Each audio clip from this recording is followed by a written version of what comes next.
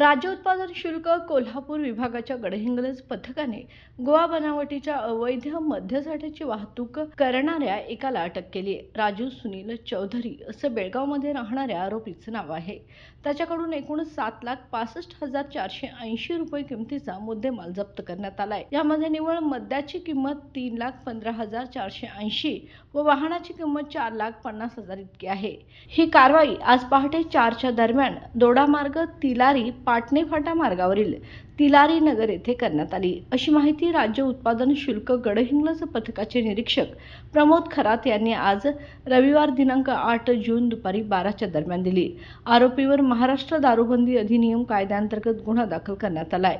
या कारवाईत राज्य उत्पादन शुल्क गडहिंग्लज पथकाचे निरीक्षक प्रमोद खरात, दुय्यम निरीक्षक दिवाकर वायदंडे, स्वप्नील पाटील, सहाय्यक दुय्यम निरीक्षक प्रदीप गुरव, सर्वश्री जवान संदीप जानकर, संदीप चौगले, भरत सावंत, हर्षवर्धन भोसले, राहुल शिंदे, महिला जवान स्वप्नाली बेडगे व जवान वाहन चालक अविनाश परीट यांनी सहभाग घेतला।